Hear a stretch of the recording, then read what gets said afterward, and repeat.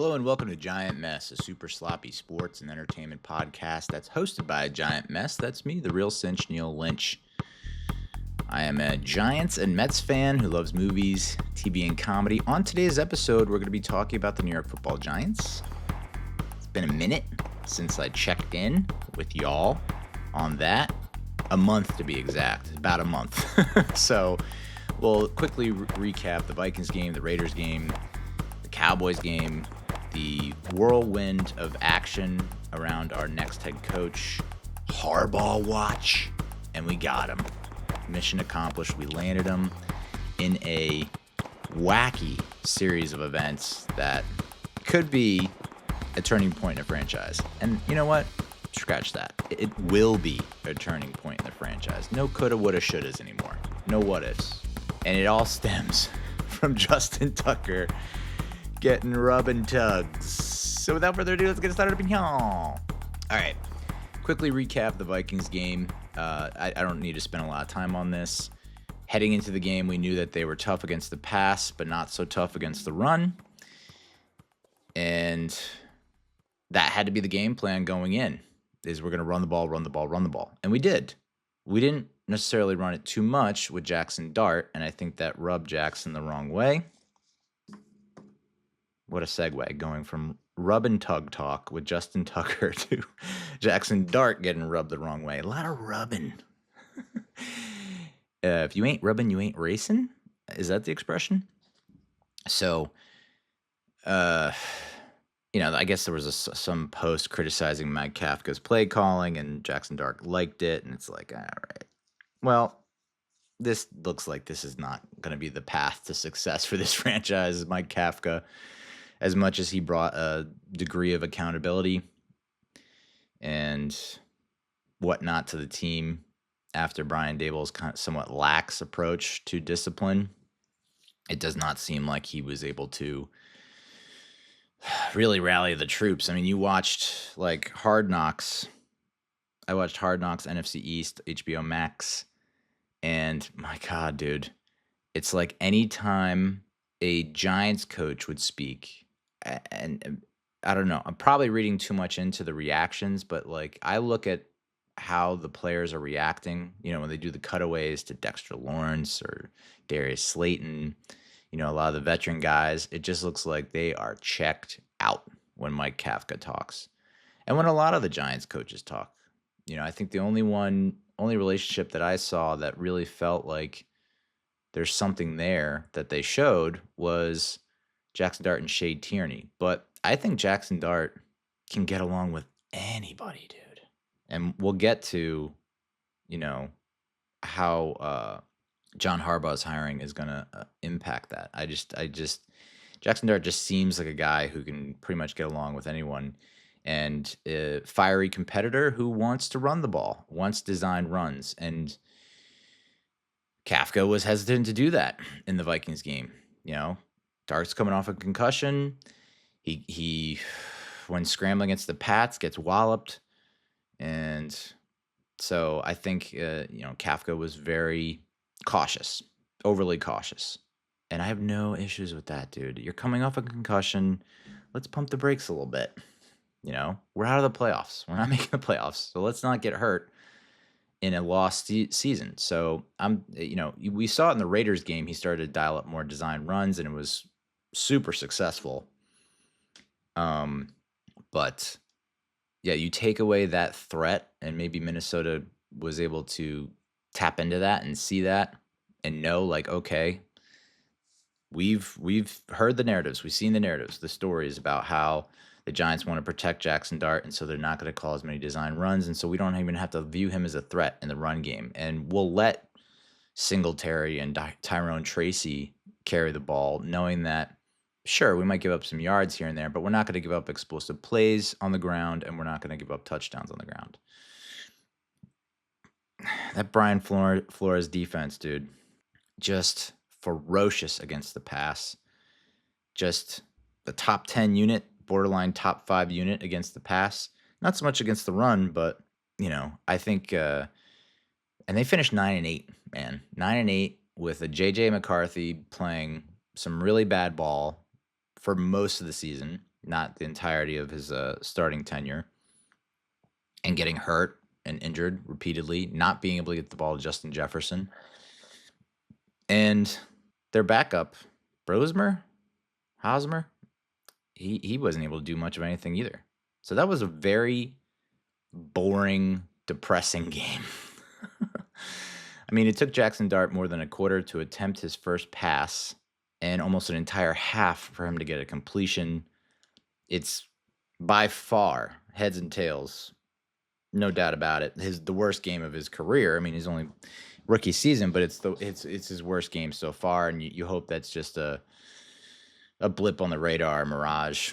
And if his performance against the Raiders is any indication, then yeah, it was. But this was a major test for Jackson Dart, and I don't think I'm wrong in saying that he failed big time. But again, we've seen other quarterbacks who have more playing time under their belt who have not performed well against that Vikings defense. So Brian Flores has a vendetta against the Giants. He's steamed, pissed to the extreme for what went down during the head coach search last go round after Joe Judge was fired with the lawsuit and everything. So I think he has extra impetus and motivation to really stick it to the Giants and be like, this is what you're missing out on. So not only is it top defense overall, but it's like he was a man on a mission for this game. And boy, did he prove his point big time. Our defense, this was kind of I don't want to say a coming out party for the defense, but this was the defense. This is what the defense should have looked like the whole season. This is what we expected from the defense the whole season. And I almost had a pick six if it weren't for Abdul Carter being offsides. There were a couple other big defensive plays, either Brian Burns sack with the Tyler Nubin fumble return for the touchdown. So defense came to play. I don't think Jackson Dart was in love with the game plan, not being able to do a lot of design runs, and they really hammered the run. And the weather, and it was twofold. The weather was not conducive to passing. The Vikings struggled as well in the pass game. And the Vikings run defense is more susceptible than through the air. So why not just attack on the ground? And we had success. So I don't hate the game plan. I just maybe Dart was in a bad headspace. I think that Vikings pass defense, we kind of wrote the Vikings defense off after we beat them in the wild card round. Was it 3 years ago now? Holy shiznit. And with Brian Flores as DC, that defense has been premium, top notch for the entirety of his stint there. So, I thought we could have beat them solely based on the fact that their offense smells and they just cannot score points.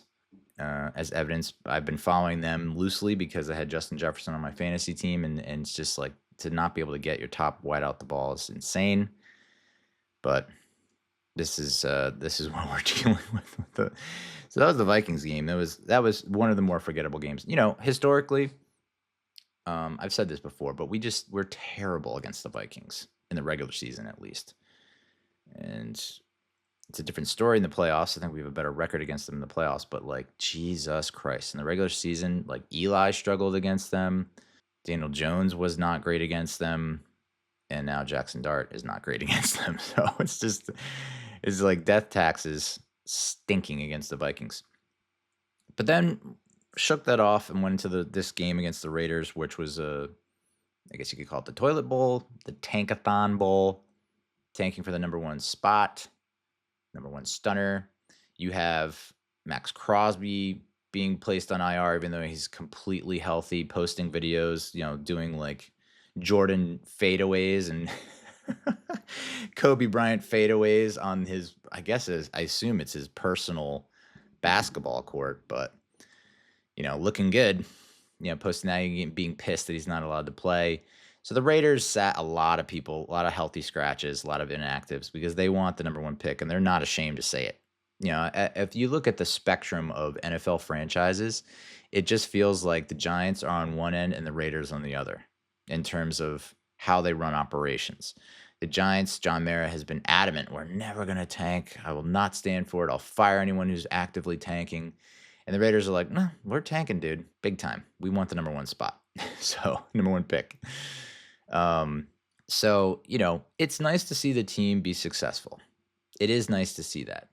I'm not one of those fans, and I feel like it's the majority of fans that are actively rooting for tanking are younger fans. I just feel like it's a different generation. I think if you ask an older generation, it's like, fucking, especially over this dark timeline that we're in, that we're finally out of. I can confidently say, and Freezing Cold Takes can clip this and post it, we are out of the dark timeline. The dark days are done.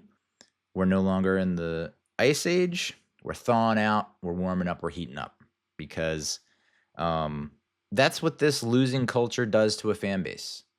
So we have to tank to get that number one spot, because then we can, trade it for a bunch of picks. And it's like, we still have Joe Shane. It's like, and while his drafts have been looking somewhat better than we thought, especially with Abdul Carter coming around, emergence of Cam Scattaboo, if Darius Alexander continues to play at the level he was at the end of the season. But, when the schedule let up, we played better and we're winning games, but it was like the season's over at that point.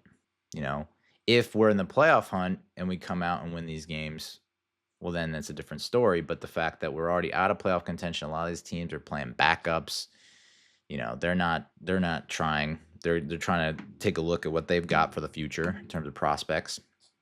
So, I kind of take a lot of these numbers that I'm going to rattle off with a grain of salt, but the idea that you want to actively root for a tank to get the number one pick so you can trade down, and there was talk about like trading Jackson Dart and taking Fernando Mendoza. It's just like, what? I mean, this is where we're at as a fan base.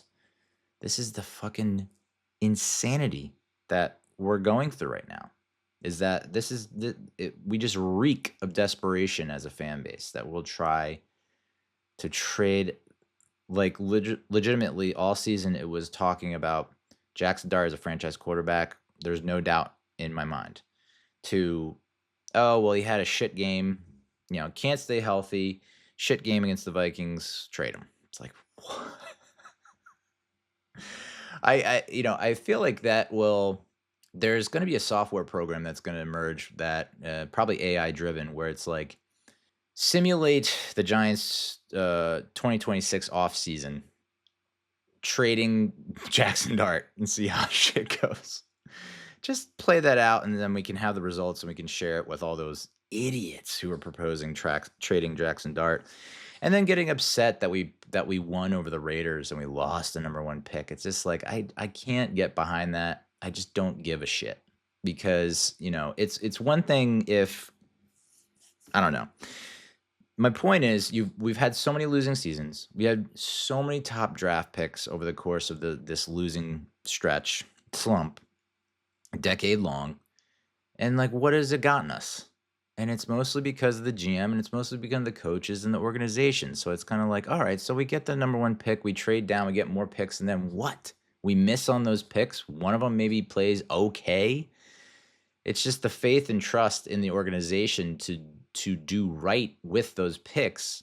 I guess if we had the kind of organization that could, get a top pick, secure a top pick, make a good top. I mean, there's a reason why the Browns, the Titans, a lot of these organizations, the Raiders are constantly, the Jets are constantly in the top 5, top 10, because they stink as organizations. I guess I should say no disrespect, but it's just the reality of the situation. Those organizations are poor at decision making. And that's why they're constantly in the top 5 or the top 10. And they're constantly crossing their fingers and hoping that this is the pick that turns the franchise around, the organization around. But then, Baker Mayfield was a good to great pick. He took them to the playoffs and won a playoff game, and they treated him like dog shit and couldn't wait to get rid of him. Why? So, I mean, like, that's why I want those Giants fans, whoever like has been contaminated by this loser virus that we have coursing through our veins, that we just got the antidote for. Like, to me, those Giants fans need a break. They need a sabbatical or something. Go off somewhere, meditate, pray, reconnect with nature, because like to think that we lost the number one pick in this win against the Raiders because we refused to tank. All right. I don't know. I can't do it. It's not in my DNA to do that. And I think a lot of the older fans are in that same boat where it's just like, the draft is it's a lottery, literally a lottery, and you kind of do your research and run the analytics and hope for the best. But Dart completed a season-high 73.3% of his passes for over 200 yards while adding 48 yards rushing and 2 touchdowns on the ground. It marked the eighth game for Jackson Dart with a 90-plus passer rating and the 9th time he's accounted for multiple touchdowns in his 11 starts. Dart's 9 rushing touchdowns have already set a new franchise quarterback record and rank 3rd all-time in NFL history among rookie quarterbacks. His 22 total touchdowns this season trail only Charlie Connolly and Daniel Jones for the most total touchdowns in Giants history by a rookie quarterback with 1 game remaining. Did he beat that? He might have beaten that. Raiders game, Cowboys game. Probably not. No, he didn't. He did not. Now, one of his passes was put into a dangerous area that was at risk of being intercepted. He was only sacked twice, including one where he slipped to the ground on loose turf in Las Vegas. By the way, when he slipped to the ground on the Las Vegas turf, did y'all not have a sweaty flashback to Daniel Jones slipping on that turf and tearing his ACL and effectively ending his Giants career? I mean, he wasn't the same after that. So that was absolutely sprinting through my brain like, oh, fuck, he just tore his ACL on the same goddamn turf, which I believe is a grass turf. So it's like this, it doesn't do much for the argument that we should all switch, all teams should switch to grass because it can still happen on grass. I mean, even that 49ers field is grass, and they just keep getting hurt, and there was all conspiracy around a power plant or substation or something that's causing the injuries. Tell you, man, the internet can be fun but also batshit crazy. Dart got the ball out quicker than usual with an average time to throw just under 3 seconds. Yeah, that was a major knock on him that we talked about in the last episode a month ago, was that he likes to let plays develop. He likes to buy time so he can take that deep shot. But also, hey, if something's open underneath and, it's not a crucial 3rd down where it's so short of the sticks, just pull the trigger. Get it out. Get the ball into the hands of your playmakers so they can get some yak. Dart took some junk plays when they were there, but otherwise content to move the chains. And for his efforts, he was nominated for Pepsi Rookie of the Week. So good bounce back game for Jackson Dart. It looks like he was much happier with the game plan in terms of there were more design runs, but man, they were smarter design runs. And I don't know if it was just because we're going against mostly Raiders backups and it's the Raiders defense who probably doesn't give a shit. But, you can see once we get back to the Jackson Dart strategic designed runs, the offense just plays at a different level. Wan'Dale Robinson caught 11 passes for 113 yards, bringing season totals of 92 catches for 1,014 yards. Marks the first 1,000-yard campaign of Robinson's career. He's the 13th player in franchise history to record 1,000 receiving yards in a season. His 92 catches are the 6th most by a Giant in a single season in franchise history and one shy of his career high, which he set last season. He joins OBJ, Odell Beckham Jr., as the only 2 players in franchise history with 90-plus catches in multiple seasons, which is that's a bit of an eye-opener. For a franchise that's over 100 years old, we've never had a receiver other than Odell Beckham Jr. catch 90 or more passes in multiple seasons. So not just back-to-back seasons, but just in 2 seasons. That's just, wow. And it's Wan'Dale Robinson. Wan'Dale Robinson's 185 receptions are 6th in the NFL since the start of last season, the 2024 season, and he's sandwiched between Puka Nacua and Justin Jefferson. I still don't buy it. I know he has a ever-growing support team. A lot of people support him, a lot of supporters. Uh, I've been a hater for sure, and I've been a detractor. I've been a skeptic and a critic. But congratulations to Wan'Dale Robinson for 1,000 yards and 90-plus catches. To be mentioned among some of the game's elite is impressive. However, I do think it's a reflection of the lack of options on the Giants team. You know that clip I put out from the last episode about Darius Slayton, it still resonates a month later. With Malik Neighbors going down, you would think that the bulk of the targets would have gone to Darius Slayton, and they didn't. The quarterbacks trust Wan'Dale Robinson because does he get more separation? Is he more sure-handed? There's a better rapport there.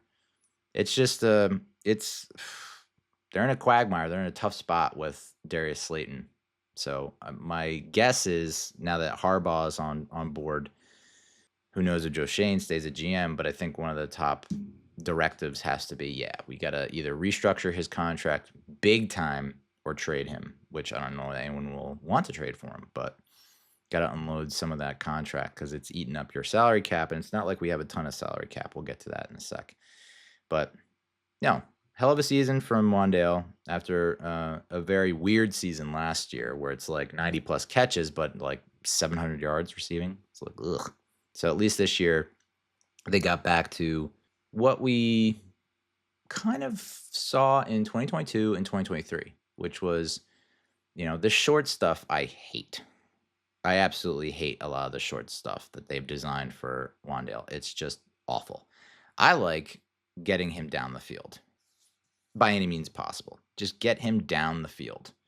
Now, this underneath shit, I hate the underneath stuff. It doesn't do much. It doesn't scare defenses.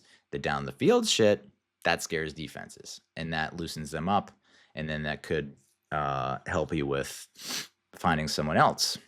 So in the first half, Robinson caught 9 passes, the fourth Giant since 1960 to record 9 catches in the first half, joining Beckham, who had 9 at Tennessee in December of 2014, Plaxico Burress, who had 9 versus St. Louis in October 2005, and Victor Cruz, who had 9 versus the Bucs in September of 2012. So, big-time kudos to Wan'Dale. He's now going to be a free agent, and I imagine you have a large swath of the fan base who wants to bring him back and re-sign him. I say move on. I say you move on from Slayton and you move on from Robinson. I think, with this with potential sweeping regime change that I'm hoping John Harbaugh brings to this organization, where it's like, all right, you guys have been doing this all wrong for too long. So we're just going to make sweeping changes, and we need not necessarily clean house, but you've identified the pieces that work and that are dynamic and game changing. And I know that this is not a popular opinion, but I do think you move on from Wan'Dale and Slayton and Hyatt. I mean, you really got to just completely revamp the wide receiver room. With Malik Neighbors is the guy you're moving forward with. I think there are a lot of people that, I don't know that we'll get too much into draft talk, but there are a lot of people saying Carnell Tate from Ohio State would be a nice top pick at the wide receiver spot. I'm not opposed to it, but again, I've always been of the mindset, offensive line, defensive line, offensive line, defensive line, trenches, trenches, trenches. It's just so critically important that you get those right. And I mean, even with the wide receiver core we had this year, there were multiple times where we're putting up 30+ points. So I just I don't know. I have this weird premonition that we're gonna, if Joe Shane is still GM, that he is going to have to fork over and make this massive offer to Wan'Dale. But in thinking through it more, isn't this how we got into this position, is by not rewarding our good players?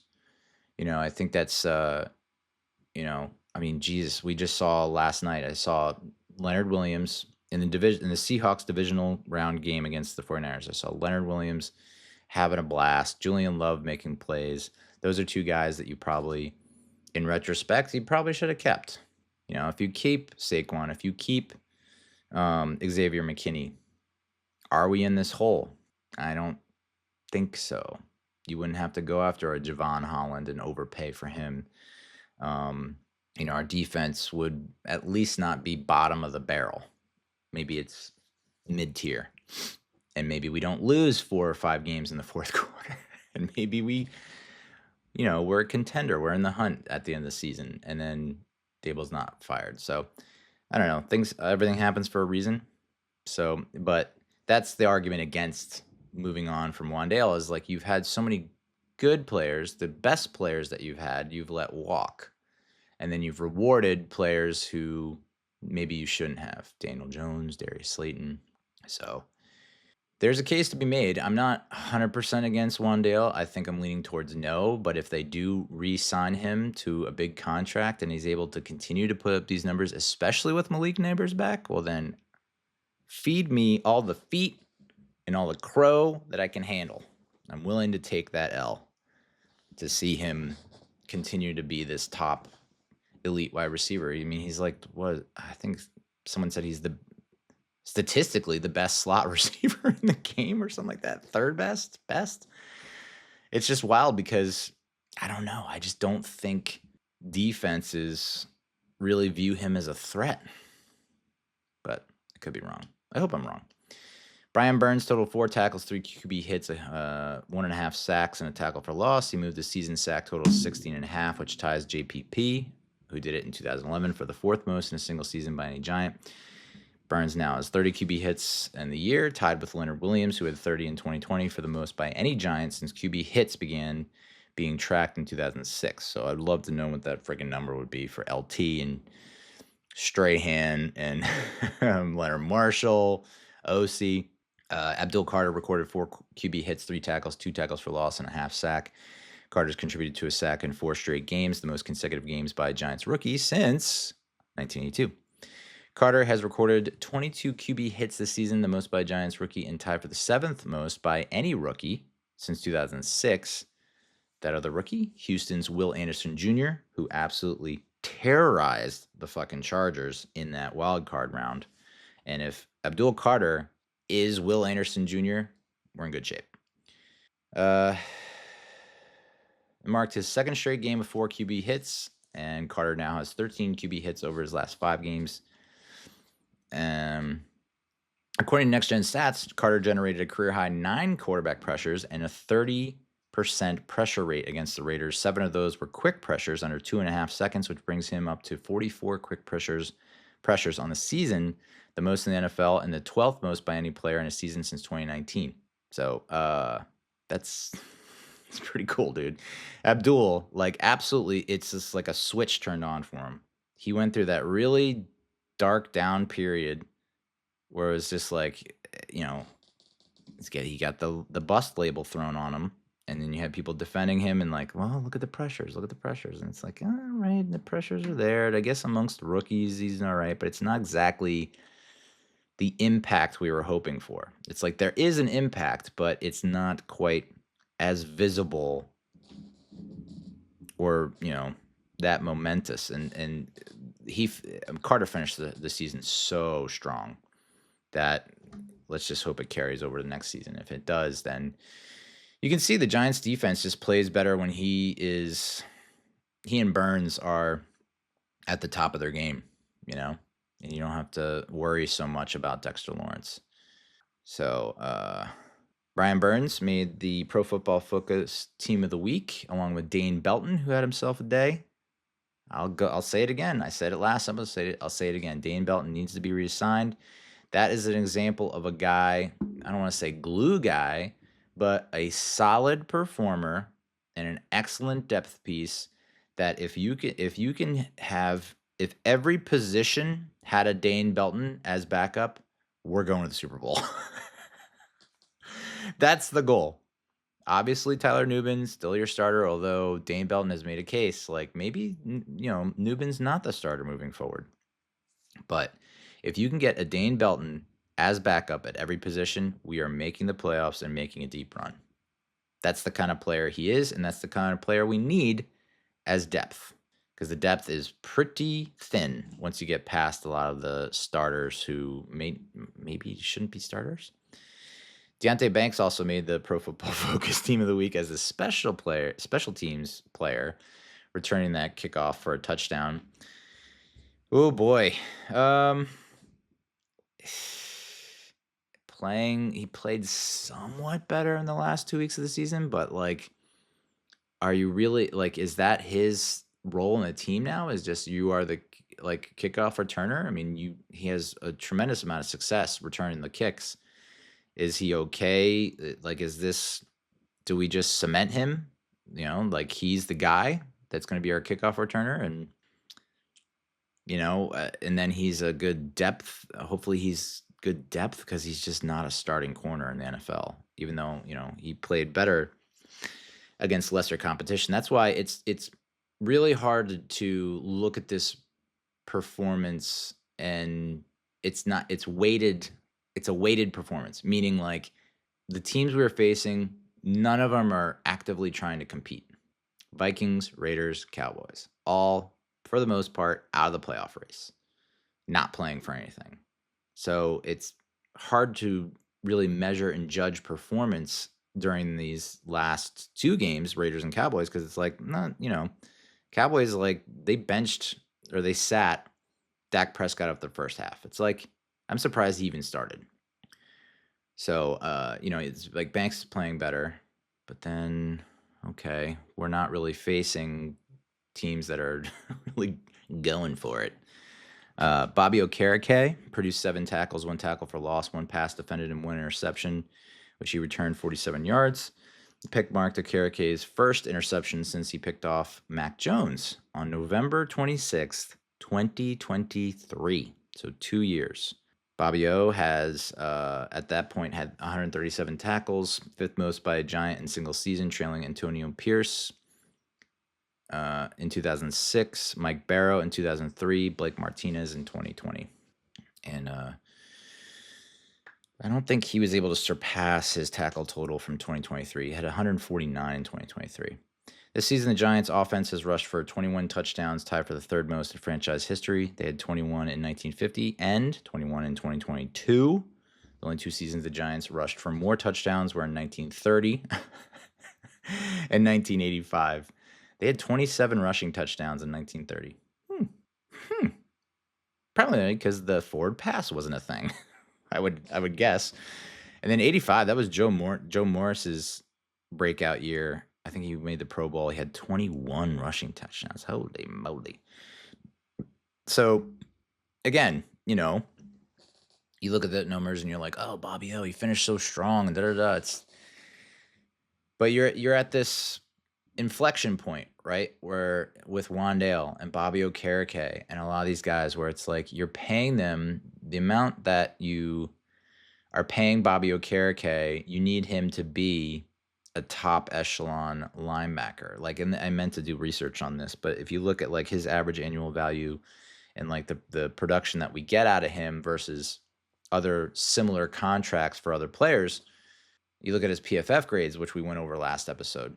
I just, to me, just without doing a ton of not too much of a deep dive, I would say, all right, he's probably gone. We're probably moving on from him. But then that's a major, huge hole, because you don't feel, it's not like you have a guy waiting in the wings. You have Micah McFadden coming back from injury. Who knows how he plays coming back from injury. You have Darius Muasau, who has proven time and time again that I don't think he's ready for the starting role. So that's tricky, because, you better, like, what are the scouts saying? You got to kind of lean on the scouts, being like, is there a guy in the draft that we can pick up that can slot in? Or do we dip back into the free agency pool, which is, can be so boom or bust, hit or miss, and it's been mostly misses with free agents that we've signed historically. I mean, try and think of the last free agent that we signed in free agency, because Burns was a trade. All right, off the top of my head, I can't think of anyone that, like I said, they always have like this really nice first season with the team, which we didn't even get that from a Debo in Holland, and then they have a like slightly worse performance in season 2, and then year 3 it's so bad that we're like, nope. So Darius Alexander picked up a sack, 3 total pressures against the Raiders, marked his second game in the last 5 weeks with 3 pressures. Alexander also picked up all 3 of his sacks during the same span, with his 3.5 sacks in the season, ranking 6th among all rookies. So good to see him emerging as a pass rush threat. I think it feels like we've been down this road so many times where we're out of the playoff race, we're playing meaningless games, and we see strong performances from guys, and we say, well, the hope is that he carries it over the next season and continues and then do they ever do that? So it's kind of like, yeah, you hope, but it's like I wouldn't look at the performance from Darius Alexander it's nice for sure, encouraging for sure, but I don't think you like automatically slot him in as like the starting defensive lineman, the defensive tackle next season. I think you have to draft and pull in free agency big time on the defensive line, big time, just like you should on the offensive line. Trenches, my guys, trenches. So heading into the Cowboys game, the last game of the season, we know that the Cowboys give up a lot of touchdowns. No team has allowed more points than the Cowboys in the 2025 regular season, and they ranked near the bottom of the league in most efficiency metrics. Lead the league with 8 rushing touchdowns allowed to quarterbacks this season, 2 more than any other team, which bodes well for Jackson Dart. Dart ended up passing for more than... Whoa. Jackson Dart, coming into the game, ranked 2nd among rookies with 13 touchdown passes and 3rd with more than 2,000 passing yards. He ranks 3rd among quarterbacks this season with 455 rushing yards. He also has the franchise record for quarterbacks with 9, moved ahead of Buffalo's Josh Allen, who had 8 in 2018 for the 3rd most rushing touchdowns by a rookie quarterback in NFL history. Carolina's Cam Newton holds the record with 14 in 2011. Next would be San Francisco's Billy Kilmer with 10 in 1961. Billy boy. Damn. A trailblazer, if you will. Devin Singletary had at least 45 scrimmage yards in 7 of his past 8 games. So a lot of people kind of wrote him off after Tracy took over last year, and then Scadaboo, came on the scene and took over the show this season before he got hurt. But solid back, is he worth the price tag for that level of production? Because with a fully healthy Scadaboo and a fully healthy Tyrone Tracy, you'd imagine that Singletary is not going to get a lot of playing time and probably not going to get that same kind of scrimmage yardage. So interesting to see what pans out. I mean, I'm open to keeping him because I think that's a really solid, great running back room. Singletary, Tracy, and Scadaboo. It just comes down to the salary cap. I mean, we do not have a lot of cap space. Tyrone Tracy had team high 62 rushing yards against the Raiders, 75 or more scrimmage yards in 2 of his last games. So he definitely finished strong. He ended up with more than 1,000 rushing yards this season, which is a nice. It's a good achievement. Nice achievement. I think there's a stat out there, like he's the first running back to have back-to-back 1,000-yard rushing seasons since, and I can't remember who. Darius Slayton had 50 or more receiving yards in 2 of his past 3 games at home. That Vikings game, he had a couple of drops that were just like brutal. Like, you're getting called out for dropping the ball, and you figure, he'll take this to heart because, Slayton has eyes, he has ears. He does pay attention to socials and, backlash and criticisms and stuff like that. So, it's on his radar. And you would think, he's going to, maybe this will light a fire under him and he'll respond with a big game. And that Vikings game was just atrocious. And to me, it was like, all right, I think we've all seen enough of Darius Slayton. Like, we don't need to run this back. I think we gave him more than enough leash on that one. Dane Belton, who was PFF Team of the Week member or nominated to that honor, co-led the team with 7 tackles, first interception of the season against the Raiders in Week 17. Seven or more tackles in 5 of his past 6 games, had a pass defended in the Week 2 meetings. So for the Cowboys, Dak Prescott ranked first in the NFL with more than 44, almost 4,500 passing yards, tied for third in passing touchdowns with 30. By the way, I think, what was the graphic they put up? The number was like he has beaten the Giants 14 or 15 or 16 times in a row. It's just like, oh my God, cannot beat Dak Prescott. And to this day, I mean, I would think 90+% of Giants fans are just like, Dak Prescott is not a good quarterback.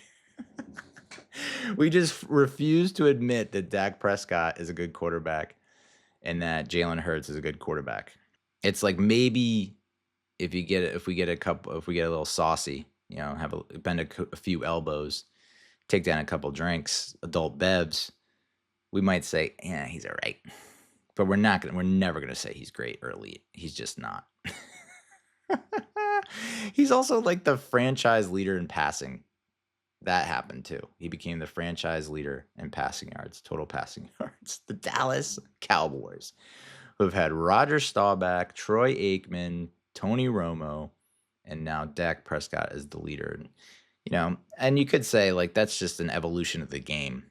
Passing games teams are passing more than ever. Passing games are more sophisticated, and so you could make that argument, but it's just wild that I still, to this day, I've never viewed Dak Prescott as like a killer. I never go into the game being like, oh, we got a Dak Prescott. We got to, it's just always like, he just, I don't know what it is. I can't bring myself to acknowledge him. He's like the tribal chief, Roman Reigns from WWE, and he wants me to acknowledge him. I'm like, nope, not going to do it. You will never be a babyface. You will always be a heel to me. Yeah, so I don't really have much from this Cowboys game. Again, like I said, they pulled Dak after the first half when it was closer, and then the Giants put it out of reach. I will say that one kind of broken play where Dart it was supposed to go to belly on a tight end screen, kind of got messed up. Execution was not there, but he's able to buy some time and then flip it to belly, who then takes it to the house. That was nice to watch. That to me was like, okay, like, I understand we're not playing, we're out of contention. The Cowboys are not rolling out their A squad, their varsity squad, but damn, that's still fun to watch, and it's still good to know, like, we got something. We got somebody that can make plays like that on a regular basis. So cool to watch. And the defense came to play again,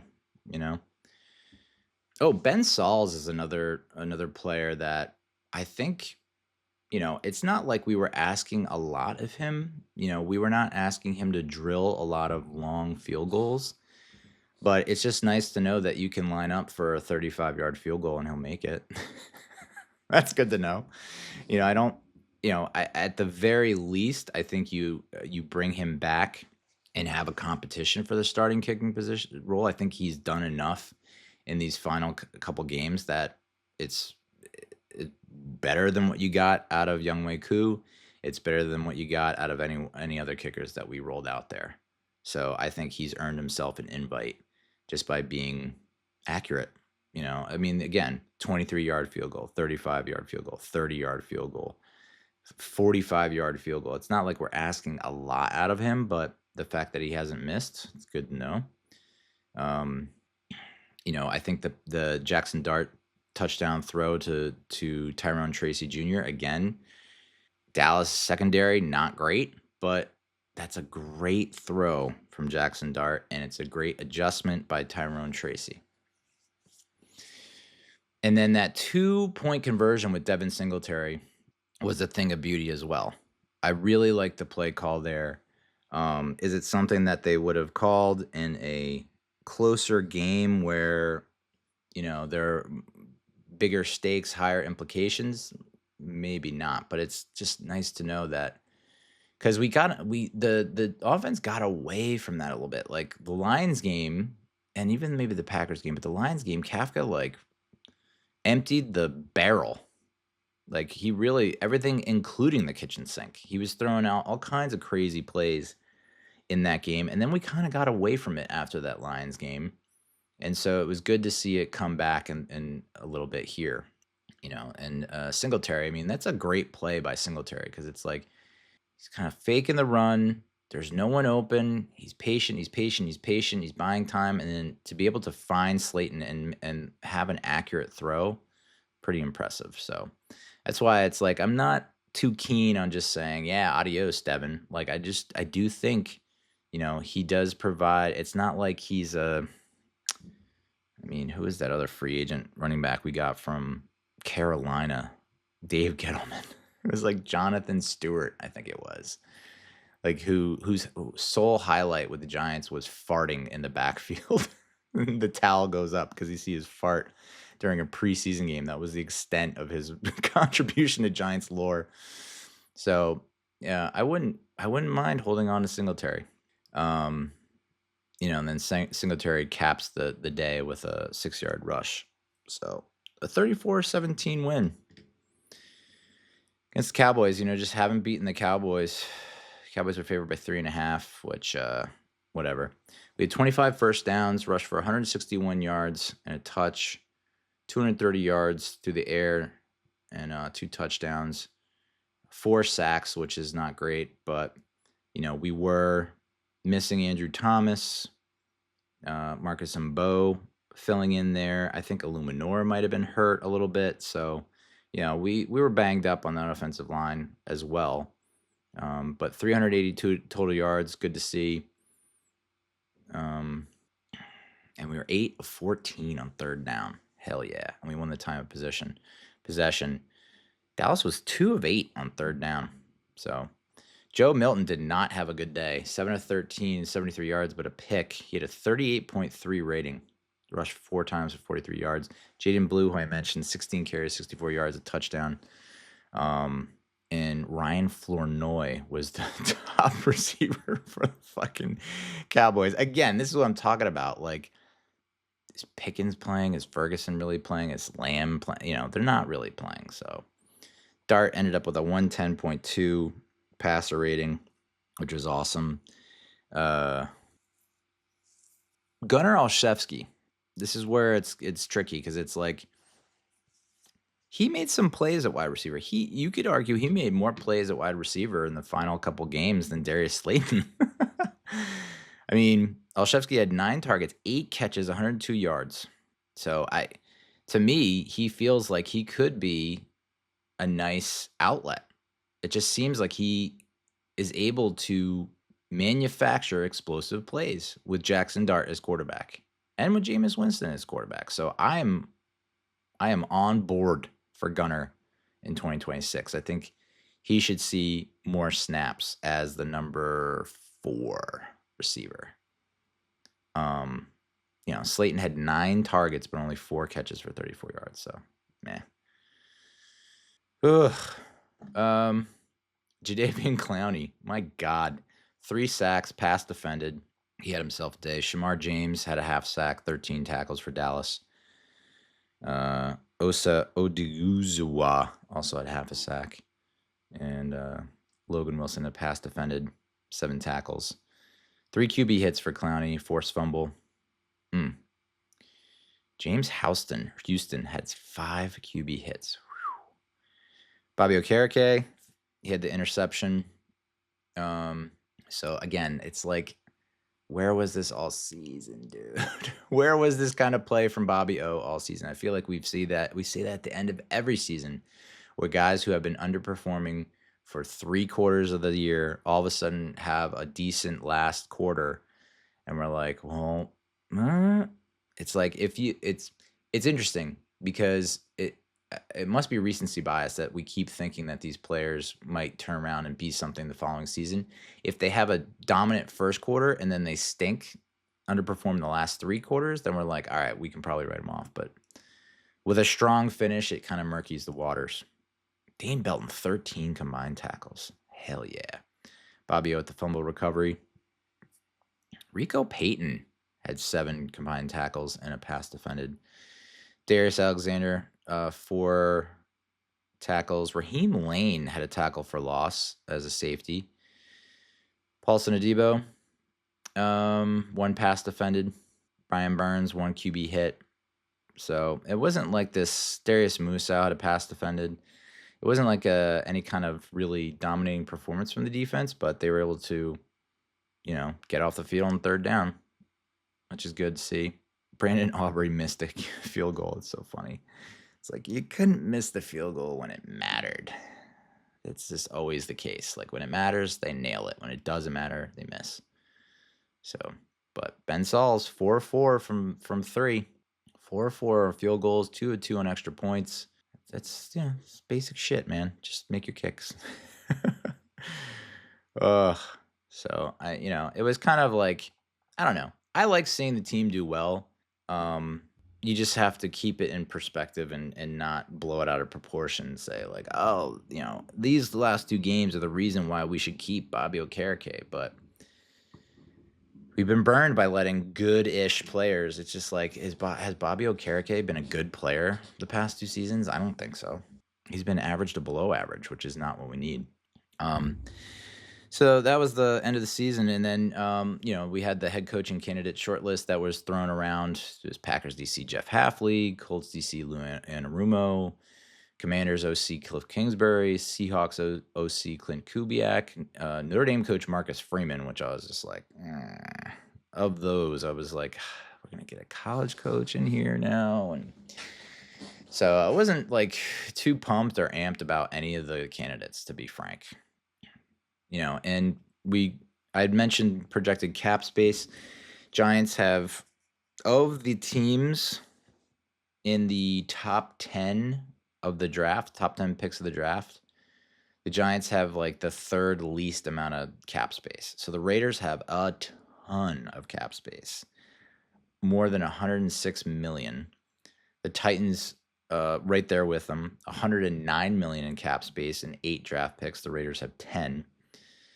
The Jets have $93 million of projected cap space and 14 fucking draft picks. My God, Gang Green, if you can't turn it around in this offseason, I don't think you're ever going to turn it around. To have 14 draft picks and $93 million in cap space, you gotta be a playoff contender the next season. You have to be. But like the Browns have to clear up $7 million of cap space just to break even. They're negative $7 million. They're $7 million over the cap. The Saints are not forever in cap hell, yet continue to function as an organization. They're $9 million over the cap. The Commanders, which this is scary. The Commanders have $82 million in projected cap space and 6 picks. I think you probably won't see them have another season like they had this season. But in terms of like off-season potential, I think the Athletic gave the Giants an A-, which I believe was one of the top grades, if not the top grade. They said, quote, blue chip players litter the offense with quarterback Jackson Dart, running backs Scadaboo and Tracy, receiver Malik Neighbors, left tackle Andrew Thomas, the NFL's 2nd highest graded tackle. With Thomas, the Giants field a top 10 offensive line. And we've been hammering on that, or I have been hammering on that for a long time. Without Thomas, we're not a top 10 offensive line. There's a huge fall off, and so that needs to be addressed big time. Defense isn't as strong, but New York has talent there too. Number 3 rookie Abdul Carter had a career best day against Washington. Defensive tackle Dexter Lawrence. Fellow edges Brian Burns and Kayvon Thibodeau joined him as big names under contract through next season. That makes for one of the league's top defensive fronts, though it needs a coach that brings out its best. And the Giants were also listed. So in addition to having like an A- grade from the Athletic in terms of offseason potential, The Giants were also listed as number 1 in terms of top landing spots for a head coach, like most desirable vacancies, job openings. The Giants were number 1 with an asterisk, which we'll get to. Giants nearly emerged from a tough early season schedule with a 5-2 record, but were instead 2-5 after losing in overtime to the Cowboys, turned the ball over 5 times in a loss to the Saints, and blowing a 26-8 fourth quarter lead against the Broncos. Yet it's the league's most attractive opening because of building blocks like Dart, Scadaboo, Neighbors, Carter, all on rookie contracts with an offensive line that has been above average. That's kind of weird to say out loud. We haven't said that in a very long time, so long as left tackle Andrew Thomas is healthy. So, yeah, I mean, it's just I guess I could fly a banner nonstop. Draft offensive line. So the asterisks, as The Athletic notes, is because of Joe Schoen, who has consistently made questionable decisions since landing in New York and has a 22-45-1 record. Dan Duggan suggested that the Giants' decision to keep Schoen is inexcusable, and the Athletic writing staff, I think this is Charlotte Carroll, she recommended that this year's hire pull a head coach hire, pull a Liam Cohen-like refusal and force ownership to move on from the GM. And, I mean, this is a graphic that, speaks volumes. Since Tom Coughlin, we've had Ben McAdoo, Pat Shurmur, Joe Judge, Brian Daboll. Ben McAdoo in 2016 hired as the head coach. He was a first-time head coach. Pat Shurmur, his prior record as head coach was 10-23. He was .333 winning percentage in his prior head coaching position. Why did we think that was a smart decision? I don't know. Dave Gettleman, masterclass. Joe Judge, first-time head coach. Brian Daboll, first-time head coach. So to me, it was like, no more first-time head coaches. I understand what you're going for. You want to hit on a John Harbaugh or a Mike Tomlin and have a guy in his mid-late 30s or early 40s, mid-40s who can stay with you for 20 years, 10-plus years. But enough is enough.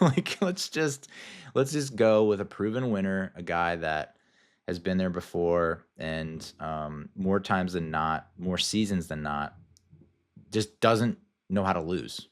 It just wins, finds ways to win. I mean, the idea that the Ravens would move on from John Harbaugh is out of control because their kicker missed a kick. I mean, this is a team that started 1-5, and by all accounts, even at 1-5, people were like, do not count out the Ravens. Meanwhile, it's like the Giants go 1-5, and it's like, all right, what are we doing in November, December? Because we're not watching Giants football. But you look at their season, brutal opening week 1 loss to the Bills, 41-40. So that could have been a win. 38-30 loss to the Lions. Then they get hammered by the Chiefs, hammered by the Texans, lose to the Rams in ugly fashion by multiple scores, and then they go on an absolute run. So after going 1-5, when they probably could have been 2-4 or maybe even 3-3, I think the Chiefs game got out of hand, but they might have been competitive for most of that game. They went on a fucking 5-game winning streak to go to 6-5 over the Bears, Dolphins, Vikings, Browns, Jets, all of whom, Bears, playoff team, were threatening for or they got the number 2 seed. Dolphins, despite all of what was said about, and the Dolphins move on from McDaniel, but, McDaniel, I thought, did a pretty, it's interesting to see what happens in Black Monday and in early parts of January, because you have teams moving on from coaches where, if our coach did what those coaches did, we would not fire our coach. That's just how bad our organization has gotten. Or it's like, we would never have dreamed before the 2021 season that we could go 4-13 or 3-14. I would never have dreamed to ever see a season like that. I hadn't ever seen a season like that in my Giants fandom. Started watching in 84, 85, more cognizant in 86. I just never, ever The worst it got was 6-10, 5-11. It never got to 4-12, 4-13, 3 wins, 4 wins. And now it's just been like, that's just that's just how we operate. That's just what the bar is for us. So to see a coach like McDaniel, who got off, much like the Ravens, the Dolphins got off to a really poor start, but finished pretty strong. And you have to think that it's tied to the lack of production and performance by Tua. And Quinn Ewers comes in and looks like he can run the offense, and they're winning ball games and competing. So, the Vikings have that really stellar defense, and the Ravens were able to beat them. Browns have a really good defense. They were able to beat them.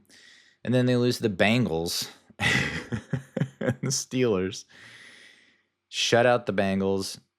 Barely lose the Patriots on, I believe that was Monday night or Sunday night before Christmas.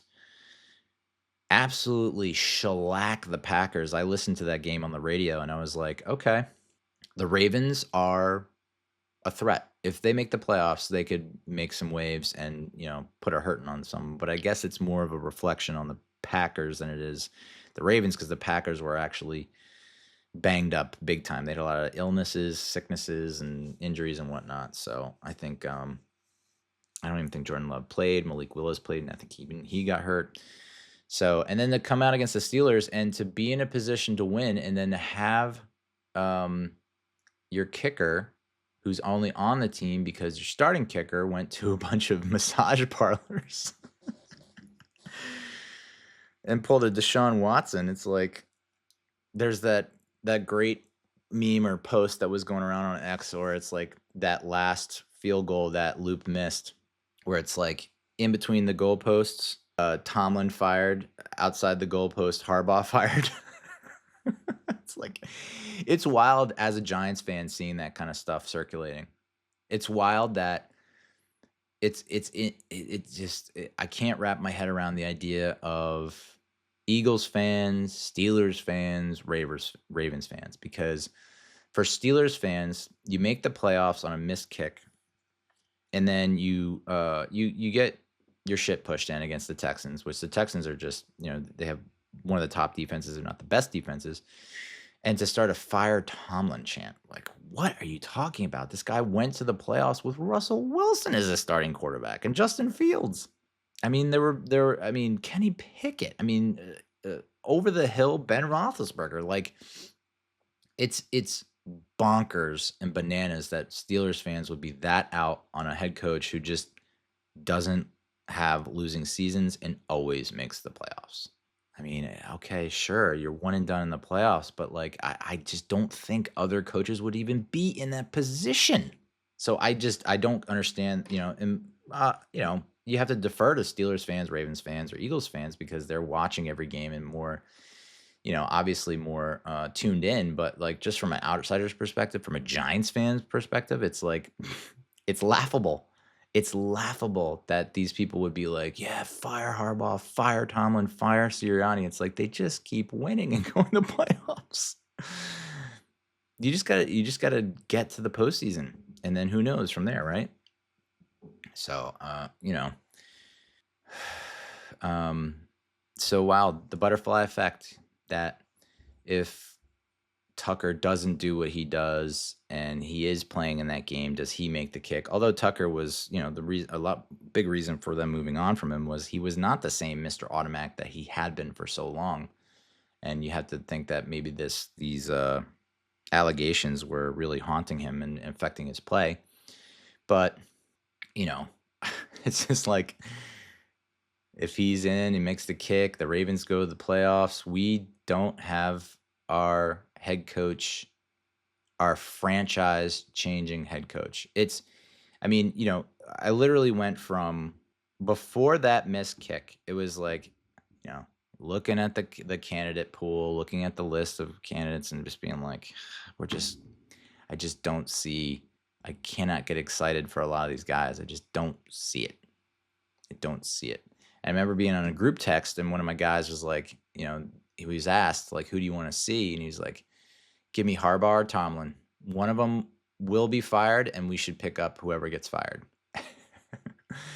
And I was like, would they fire him? That seems so out of control that either of those guys would be fired, given their pedigree, given their long, 18, 15 plus seasons of winning football. Like, why would you move on from that?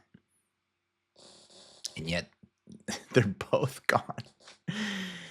So there was a period where it was like, oh my God, I tried not to get too into the weeds on Harbaugh watch, because it was like, I couldn't believe, I was in utter disbelief that the Ravens would move on from him and fire him. I just could not believe it.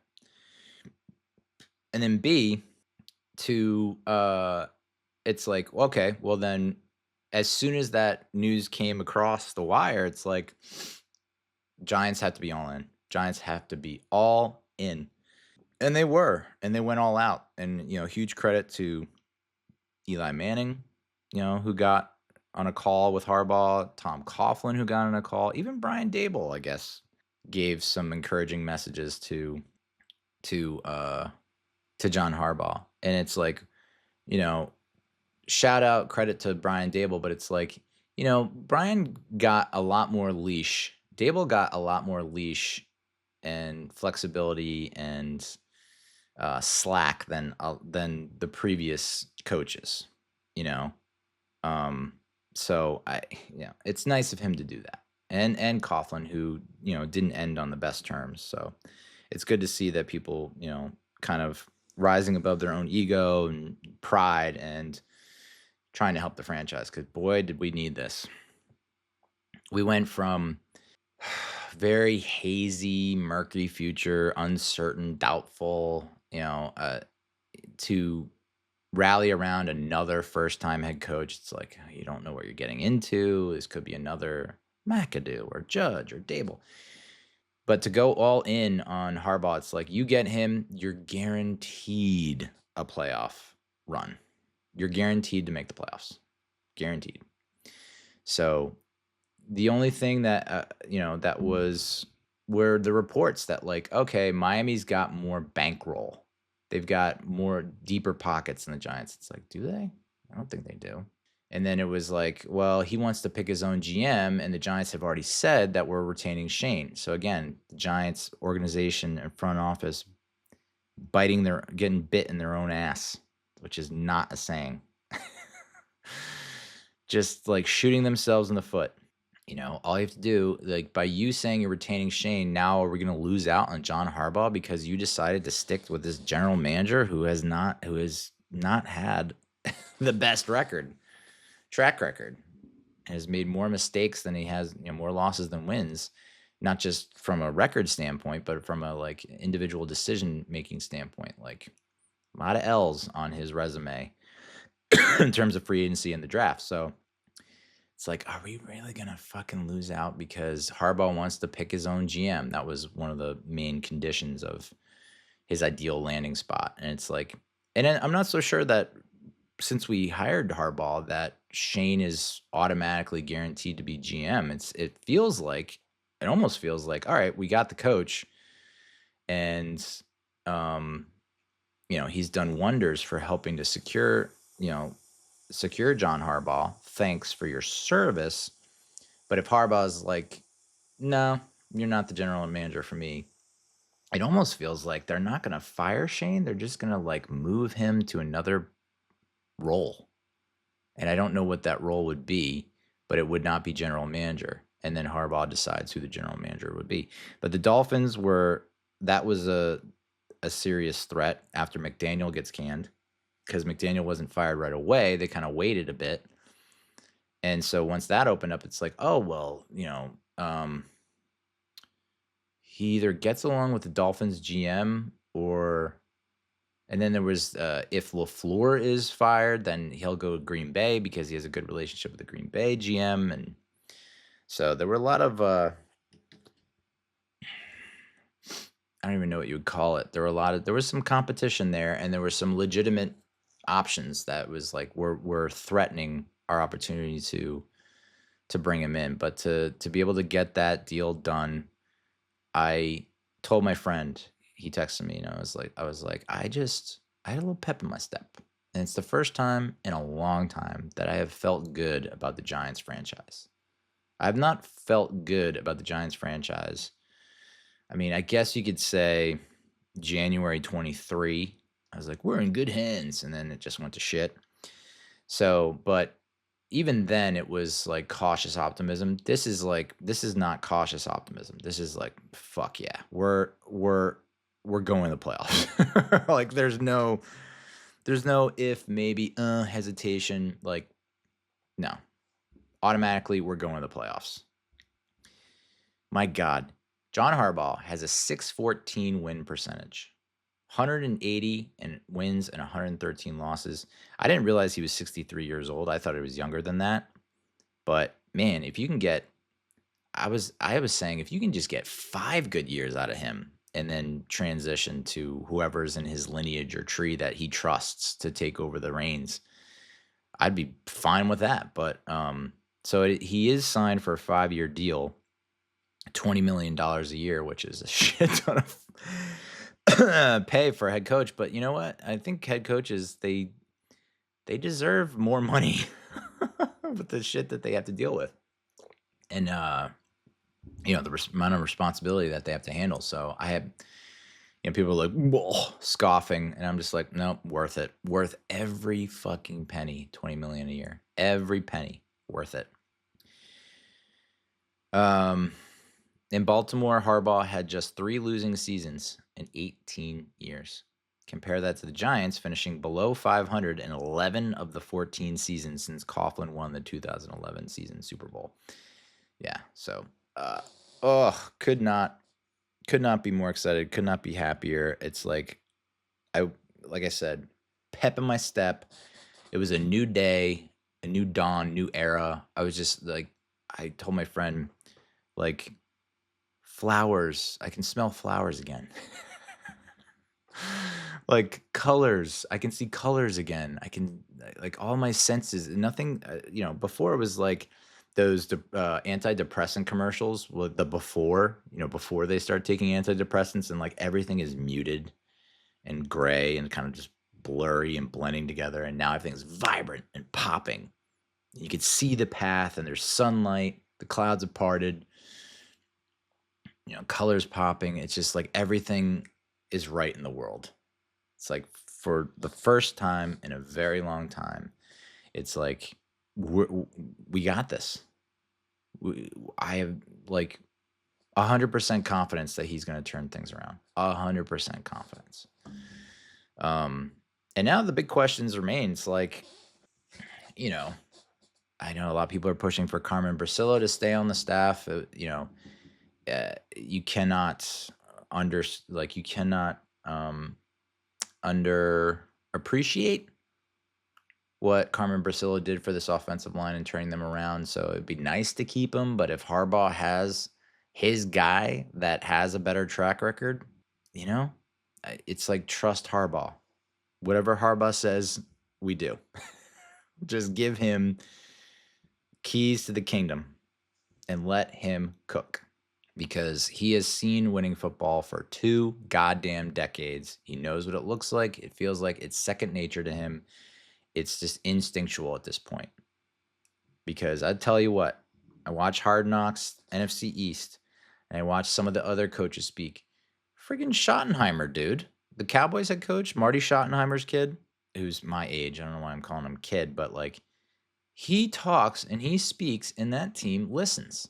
And that team, the Cowboys are perplexing as fuck, because it's like, you stick it to the Eagles, you beat another good team. I forget who they beat, but like, they were on a roll, and it looks like they might actually win the NFC East. And then, they had they misstep here, they falter there, but it's like, it just seemed like when he spoke on Hard Knocks, the team was focused, nodding, agreeing.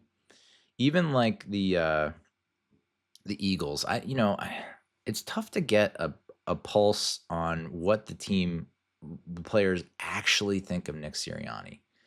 Because like before Hard Knocks NFC East, it just seemed like, okay, there's a rift in the locker room. The players don't really ultimately like Nick Sirianni.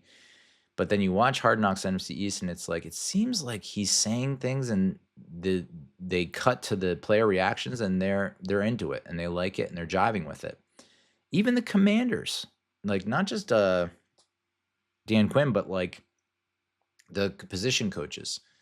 And I guess ultimately they moved on from Kingsbury and promoted the QB coach.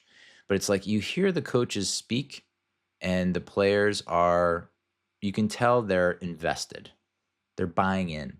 I watched Kafka speak and I even watched Charlie Bullen speak, some of the Giants coaches, and it just does not look like the Giants players are buying into it. It just doesn't look like they give a fuck what these coaches are saying. They're just like, you guys are interim coaches. You're probably not going to be here next year.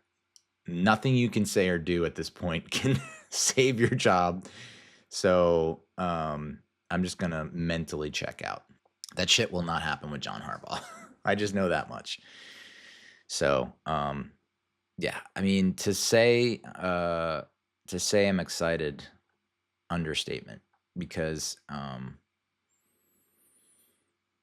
just cannot believe that this is reality. It still hasn't really hit me. You know, I see all the mock-ups of Harbaugh and his Giants coaching outfit or whatever, wearing Giants gear, and it's just like, it still doesn't feel real. It still feels like this is just a pipe dream, and that we're, you know, it's a fantasy land.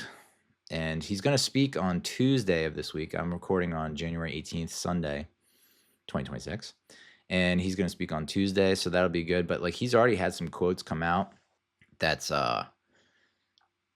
have been just refreshing, just a breath of fresh air, and just a vast departure from the recycled garbage that Dable and Shane have been saying over and over, season after season. The same bullshit over and over again. And it's just like, no. Harbaugh comes in, and I don't have the quote in front of me, but it automatically he just sounds like a winner. It sounds like he's been there, done there, and done that, and he's going to come in and immediately not impose his will, but just standards. We've been talking about standards for a very long time in terms of like, the beat reporters have been like, the standard for excellence has been lowered so much that there is no standard. And with Harbaugh in place now, there's going to be a standard, and it's not going to be to win more games than we lose. It's going to be make the playoffs, not just make the playoffs. It's going to be we're winning the Super Bowl. That has to be the mentality. It can't be like, well, we're aiming for the playoffs. No, we want the Super Bowl. So,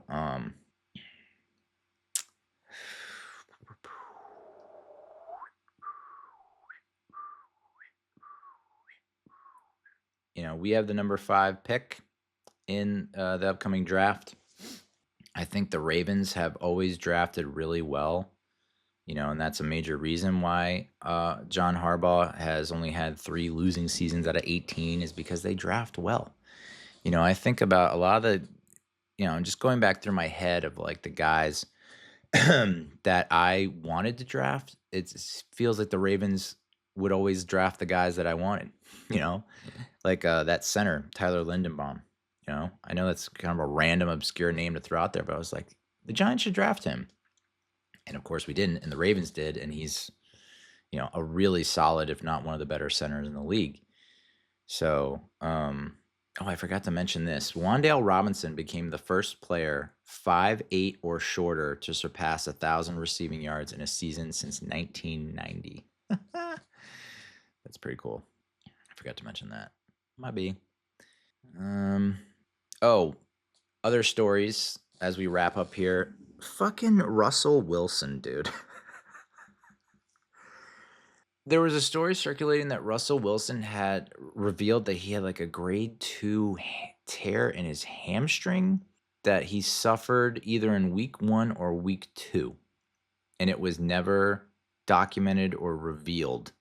And the Giants medical team never reported it, or, we never put him on the injury report. And it's just like, we could get in trouble for that now. It's like, God damn. You want to talk about worst free agent signings in franchise history? Russell Wilson might be up there. I know it's just a one and done, but Jesus. Cost us multiple games.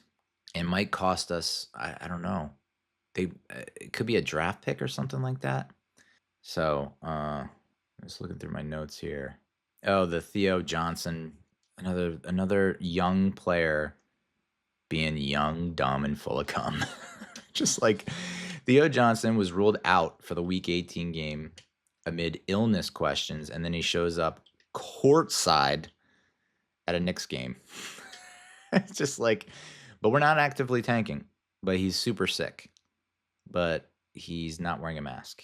He's not socially distancing. It's just like, and I just don't see that shit happening under a John Harbaugh. I really don't.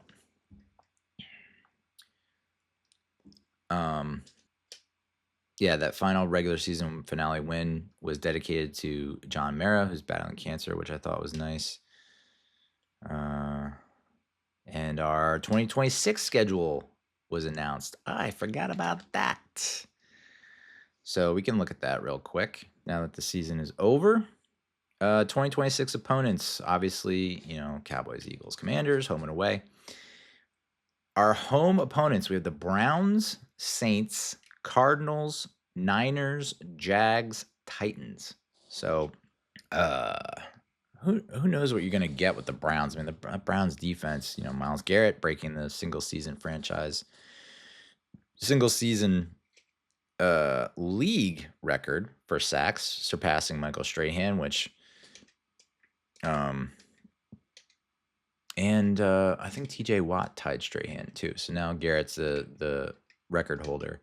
And I know that Jamar Chase had some words about it, and it's like, bro, like, to get a sack is hard enough in the NFL. Just ask Abdul Carter, ask Kayvon Thibodeau, ask Dexter Lawrence. So to be able to be the guy who has the most sacks in a single season in NFL history, that's a pretty big moment. And it's a Bengals-Browns game. Neither of you are contending for the playoffs. I think it's fine to stop the game and celebrate the guy. It's a pretty big moment. So for Jamar Chase to get butthurt about it, it's like, dude, relax. But the Browns, you have to contend with the Browns defense, that Browns offense. I mean, Shadur Sanders, I don't know what to think about him. I mean, I guess he's played well enough to think that he could be a starter moving forward. But, there's already been talk about them drafting another quarterback in this year's draft. So, especially if Fernando Mendoza is in the mix. At least when the Giants had the number 1 pick, there was like the Browns could trade up to get Mendoza. So I don't know that Shadur Sanders is like a lock to be their starter in 2026, but he played well enough that he should be in the mix, in the competitive mix. He should be providing some competition there. I still think that barring, the Browns on occasion just put on a show defensively, and they have the ability to upset people. So that I'm not going to mark that down as I'm penciling in a win in there. Saints, Tyler Shugg, man. Tyler Shugg. I kind of, in terms of the offensive rookie of the year race, I was I was like pretty certain. I was like, oh, well, Jackson Dart's got it in the bag, right? Like, I just automatically assumed. But then Tyler Shugg, on the low key, was just putting together really solid games and helping the Saints win. So I do think that he might end up getting it, which is interesting to think about because he didn't really start until late October. So there was I forget what week that is, but that's like a full 2 months into the season. And then he's just rattling off, you look at played okay, not great in his first start against Tampa, then played a little bit, considerably better against the Rams in a blowout loss, and then they beat the Panthers. He had a 128.9 rating in that game, 282 passing yards, 2 touchdowns. Took a step back against Atlanta the next week, but had a good game against the Dolphins. Not so great against the Bucks, but still got a win. 110.4 rating against the Panthers in mid-December, going 24-32, 272 and a touch. Blowout win against the Jets. He had a 142.7 rating against the Titans and a 34-26 win. throwing for 333 yards, 2 touchdowns, 22 of 27, and then a barely lost to the Falcons 1917.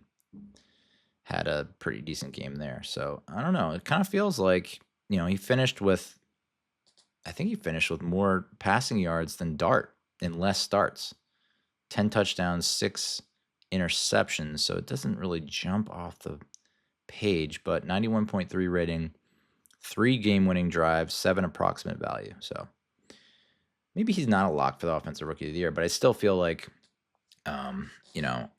like we saw this season, they were not a pushover, and they're not a pushover, even though their record might not indicate it recent. It just seems like they have a pretty good defense, and now that their offense is back to clicking with Tyler Shugg, you have to. It's not an automatic win. The Cardinals are in a state of flux. They fire Gannon. Kyler Murray looks like he's on the table, is going to be dealt. So, I think that should be a win, but I mean, under Harbaugh, that's a win. That has to be a win. Like, these are the games that, I still have Dable brain. Like, how is he going to fuck this up? How's this Giants, but it's a different Giants. I know we got this. It's the same players currently, but it's not going to be the same players once the season starts in 2026. It's not going to be the same coaching staff. It's going to be a whole different ball game, and I do think we come out and beat the Browns, Saints, and Cards. Like, that's and the Titans. So the Titans are our other home opponent. So we have the Cowboys, Eagles, Commanders, Browns, Saints, Cardinals, Niners, Jags, Titans. Browns, Saints, Cardinals. Under Harbaugh, those are wins. Titans, that's a win. Jags, it's a home game for us. So you feel confident that we could pull that out, but who knows? I mean, the Jags are just so tough. I feel like they should have beat Buffalo in the wild card, and they did go on that tear, but it was against weaker opponents. So, fuck it, that's a win. And then Niners, I don't know, man. Goddamn Kyle Shanahan.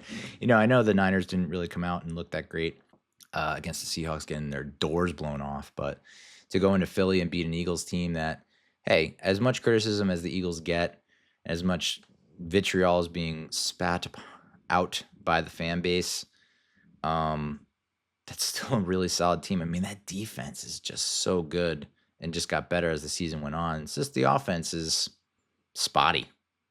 It's like, Jalen Hurts plays to not lose instead of playing to win. And A.J. Brown, I just don't understand. So the Eagles might be in a tough spot. I know I said that in January 2023 and I got roasted for it. I don't know, but it does feel like, of course, they caught shit after the 2023 season, in which they make the playoffs but then lost to Tampa, and everyone's like writing them off, and then they get Saquon Barkley to go win the Super Bowl. So it almost feels like, okay, this is the down cycle, and then the up cycle is coming next season when they fucking sign some other crazy free agent, or that you wouldn't expect given what their books look like. And so but it's not going to be that easy to move on from A.J. Brown that people think. I think it's going to be harder to move on from A.J. Brown. I was reading somewhere that it's like, to trade him, they're going to have to take on a lot of dead cap. To cut him takes on a lot of dead cap. So there's a lot of dead cap.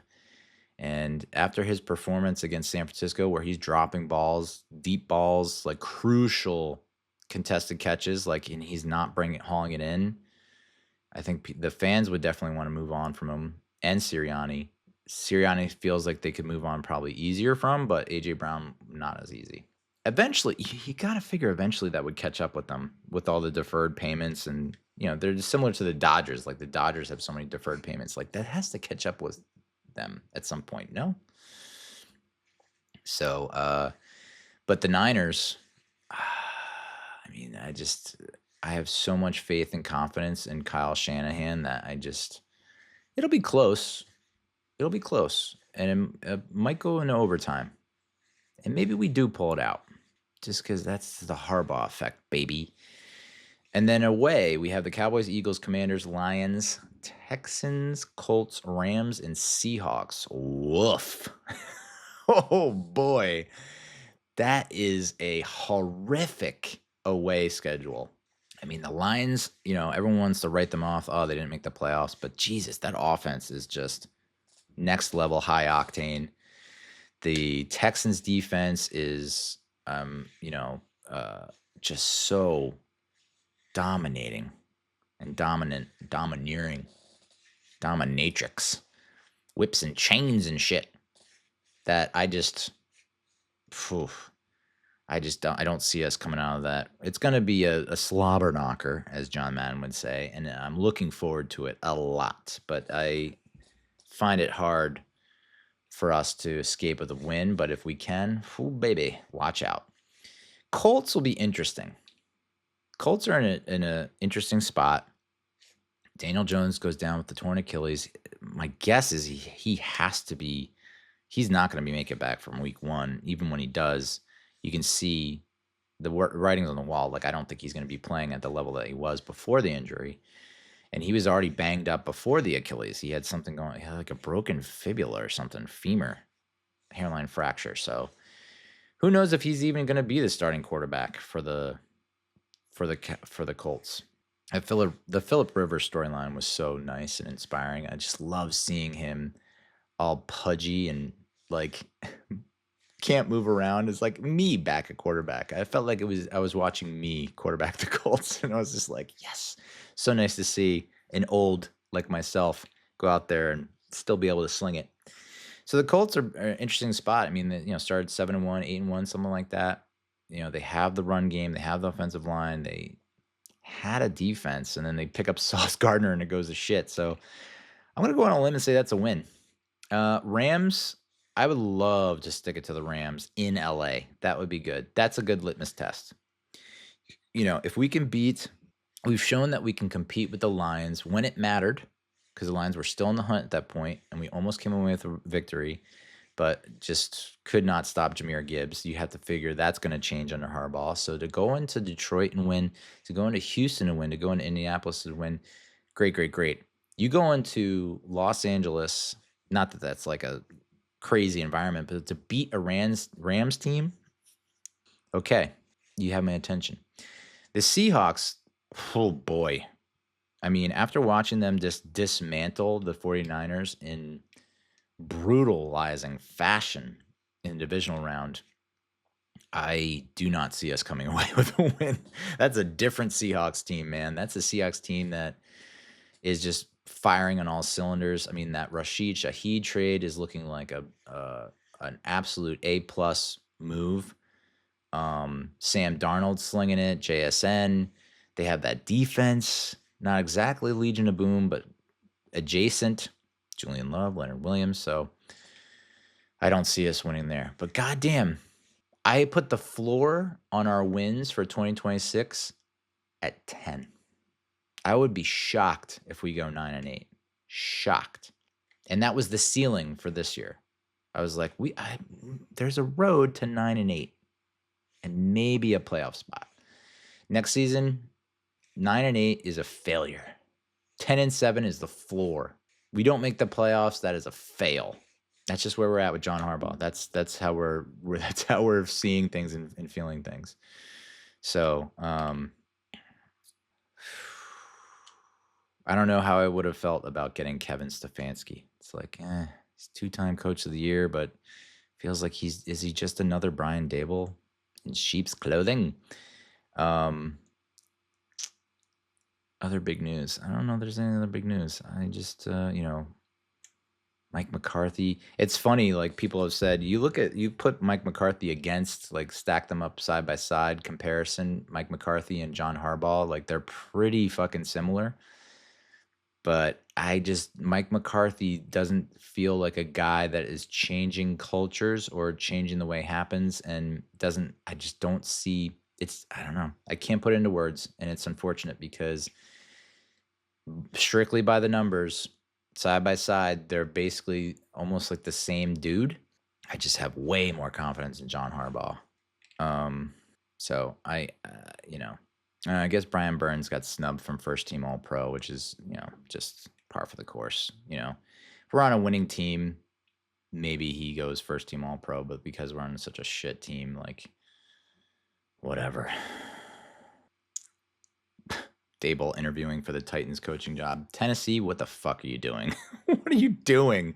Why would you think that that's the guy to bring you out of what you got going on? Yikes. I mean, yeah. To say this is a turning point for the Giants franchise, like, you're underselling it, my guy. You are underselling it. Harbaugh is targeting Dolphins DC Anthony Weaver. I think the OC should be Todd Monken unless he's offered a head coaching job. Possibly. That was the report that was coming out. I guess negotiations with Harbaugh got a little dicey before the hire was finalized. I would love to get some more details on that, but we got her done. We got it done, and the future is bright. I think the dark days are over. We're out of the dark. This dark timeline. It's going to be a footnote. This is and I had a very I couldn't believe I brought myself to actually post this on X, but have you taken a look at George Young's first 4 to 5 years with the Giants as general manager? So if you're a younger fan, George Young, Giants general manager from 1979 to 1997. I think Joe Shane might end up being George Young. George Young drafted Phil Simms, of course, franchise quarterback, got off to a rocky start, but ended up, eventually taking the team to 2 Super Bowls and being a Pro Bowler. And, in my eyes, he's a Hall of Famer. Ring of Honor, retired his number. He also drafted Lawrence Taylor in 81, who went on to become, all-time franchise sack leader, All-Pro, Pro Bowler, defensive MVP, Defensive Player of the Year, Rookie of the Year. George Young was his teams in his first 4 seasons were 23-34, and his teams were 26-46-1 after 5 seasons. But he ended up, after 19 seasons, having a record of 155-139-2. Joe Shane drafted Jackson Dart, franchise quarterback, setting rookie records. Drafted Abdul Carter, who is putting up some really impressive numbers for a rookie, both franchise-wide and league-wide.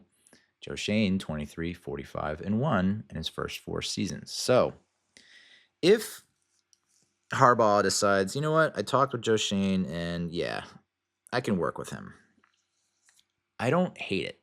And if Joe Shane turns out like George Young, wow.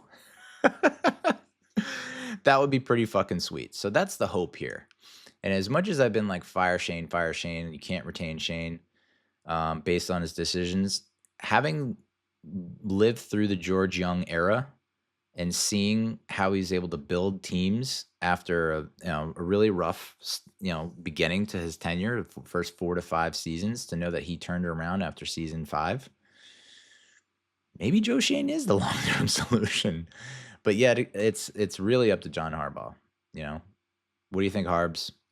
Is this the dude or not? You've worked with the GMs.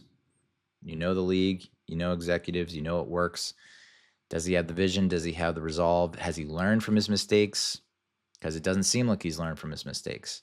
So maybe that's what John Mara and the front office is seeing, because they were around when George Young was the GM, and they saw what he went through and the bumps and whatnot.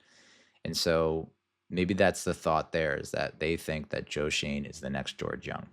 But I don't think anyone's shedding a tear if John Harbaugh is like, you know what, I'd prefer so-and-so. But it sounds like even if Joe Shane doesn't continue as GM, he's going to have some role with the organization moving forward. That's how much he's appreciated and liked, and has gratiated himself with endeared himself with the front office and the Mara family. That just seems like what I'm picking up on. And I guess the way he conducts himself and handles himself and how he's transformed how they scout and run operations, I guess that's enough for the Maras and the Tishes and now the Cokes to be like, all right, Shane needs to be a part of this team in some form or fashion. But it's like, it's just so funny how a complete, like, the right coach has now completely reframed how we view Joe Shane. It's like, man, not even Joe Shane can fuck this up, right? Anyway, that is the episode. We'll get into like some more talk about the draft in upcoming episodes. I don't know that I really need to do a response to the John Harbaugh press conference on Tuesday, but we can start to get into more about, who we're targeting in the NFL draft in the coming weeks. I don't know that I'm going to do it next week. Maybe as we get closer to the scouting combine. I think maybe doing a ep after the scouting combine in late February might be the move. So you probably won't hear from me for a while on the Giants. In that episode, when we look at the scouting combine and look at the top draft prospects, we'll probably also do a little free agency review and say, like, okay, guys we want to move on from, guys we want to target. That'll be the move there. I will give you a little teaser. There was a survey by The Athletic from in early December that highlighted the top priorities in the NFL draft. And as of that time, the top priority was corner, with 29% picking that option. Offensive line was the second highest percentage at 27.9. Then you had defensive line, wide receiver, and other. Of the write-in answers received, many wanted to see the Giants target an upgrade at inside linebacker, and I am all about that, boss. I really do think, that inside linebacker has to be addressed, because I don't know that you can really continue with Bobby Okereke, despite being named NFC Defensive Player of the Week. It's like, bro, too little, too late, man. This is all strong finish, but where was this for the rest of the season? So we'll dive into that next time. But for right now, let's go Giants. My God. I feel so good about this team and this organization, this franchise, and it's all one guy. It's just John Harbaugh. John motherfucking Harbaugh. He wants to be here. He's being handsomely compensated, and it's going to translate to wins. You want a culture change? Stop writing dog on the fucking wall. I would love if Harbaugh just comes in and just like erases all these stupid motivational sayings and expressions and bullshit and just gets back to basics, brass tacks, fundamentals. No more bullshit. He's going to right the ship. There was a brief moment where I was like, where Tomlin, I guess, steps down after the loss to the Texans in the wild card. And I was like, oh shit. So now do we go after Tomlin? Like, do we want Tomlin over Harbaugh? But if we were to pursue Tomlin, it would have had to come with, we'd have to give up more than just money. I think we had to give up, like, we'd have to do a trade or some kind of compensation for the Steelers. So I'm totally good with Harbaugh, man. I mean, the group texts were lighting up. People were pumped. A lot of heart emojis, a lot of exclamation point emojis. I've not had people be this excited about Giants football in so long, dude. The reign of terror, the doldrums are done. The fog is lifted. I can see clearly now. The rain is gone. The path to success is very well illuminated. There's just like, it is bright and it's shiny, and it is like, we got a good thing going now. And he literally has not done anything except sign a contract. So, anytime I feel this good about something, it usually backfires. Anytime I feel this strongly about something and this positively about something, it usually backfires. But it just feels different. There's something in the air, man. There's been some kind of sea change in my life where things are just turning around and looking good. And I'll get into more into that in some future episodes. But for now, I got to say adios, muchachos. Thank you for listening. Thank you for watching. Thank you for sharing, commenting, subscribing, following. And we'll talk to you next time. Peace.